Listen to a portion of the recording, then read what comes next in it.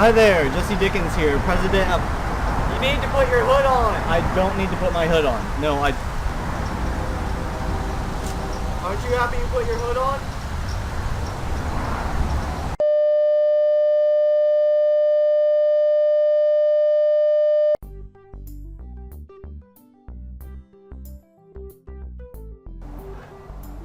Hello there. Hi, Jesse Dickens here, president of Fur for Heifer, where we aim to raise awareness of Heifer International, one furry face at a time. I couldn't help but notice that you're in the tree of my front yard. I don't really mind, but if you are going to be up here in the tree, I need to tell you a bit about Heifer International. It's actually a customary way of inviting people into my household now. They run so far away. In any case, let me go ahead and hop right to it. Today I'm going to be talking about the biogas stove, a revolutionary piece of technology that not only eases the lives of people in third world countries such as Uganda, but it allows people to spend more time with their families as they should, because we all know that above all else, food is the most important thing. When it comes to third world countries, the main method that people use for cooking is fire, which requires firewood. In fact, many women suffer injuries because they go out to collect firewood. The main areas where people suffer these injuries are, say, in Africa. Here is a picture of the African plains that show how scarce firewood actually is. Now, looking at that photo, myself, I think, okay, there's not that much wood, but, you know, there's got to be some wood out there. You can find some wood. It's not like it doesn't grow on trees or anything. Wrong! I mean, right, it does grow on trees. Wrong is not that easy to find.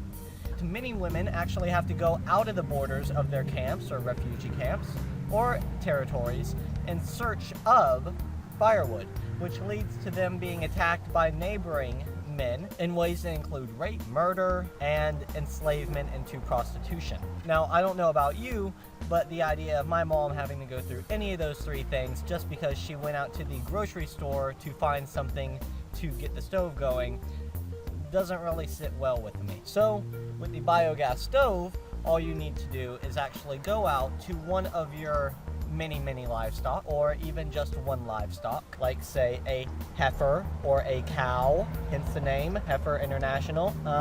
Pick up some of its waste because, well, the cow can't help itself. It just kind of lets itself go right in the field. And you take that waste and you throw it into a container under the biogas stove, which siphons off the methane. So, in effect, you have a perfectly fine gas stove right here in the middle of a third world country. How awesome is that? Second, you're going to spend a lot less time cooking. Have you ever tried cooking on a barbecue? Do you know how long it takes? Hours. Meanwhile, you throw something on the stove and it'll take maybe half an hour, which is why a biogas stove lets women spend more time with their families. They're not cooped up inside all day over that hot, smoky fire, and they can just set something on the stove, cook for 30 minutes, and go play with the kids outside. And third, remember that thing I said about them having to spend so much time over the fire? Believe it or not, smoke inhalation is bad for you. Smoke inhalation leads to chronic respiratory and eye illness, which eventually leads to conditions such as asthma, chronic bronchitis, blindness, and death. And I don't mean just like quick death, like you get eaten by a lion on the Serengeti. No, I mean you are slowly dying. So you see, biogas stoves save lives. And third, you're able to grow more food with a biogas stove. You run that methane off of the waste produced by your livestock, and it doesn't have to sit there for as long to compost. Within probably half the time or a quarter of the time, you have this slurry that you can mix into the soil, and it enriches the soil so much that your plants grow bigger, ergo you have more food. And fourth, the final point I can really think of off the top of my head, biogas in itself can also be used to run generators. Now, granted, a stove is not a generator, but with introduction of biogas technology into the area, you're more likely to get women that will try to obtain or even ask for an item such as a biogas generator. A generator, as we all know, produces electricity, which allows school children or even homes to have light bulbs or computers, which, as I'm sure we all know by now, entirely revolutionizes the way of life. Thank you for watching this quick little video about biogas stoves from Fur for Heifer. If you would like to go ahead and support Fur for Heifer, that's us.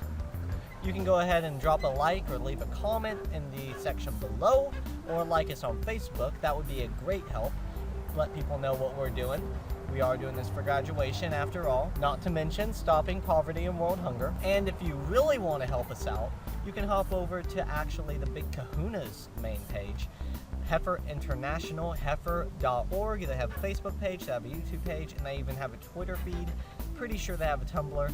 You can look it up. I don't really know. So they keep you updated, we keep you updated, and we try to give out videos as much as we can. Thank you for watching, and I'm going to leave you now with the end slide where you can find some of that information, including a link to the story about Uganda and another one of my horrible, horrible outro songs. Until next time, this has been Jesse Dickens, president of Fur for Heifer, where we raise awareness of Heifer International, one furry face at a time. Alright guys, new change of plan. I will not be singing this time around. I am out of lyrics.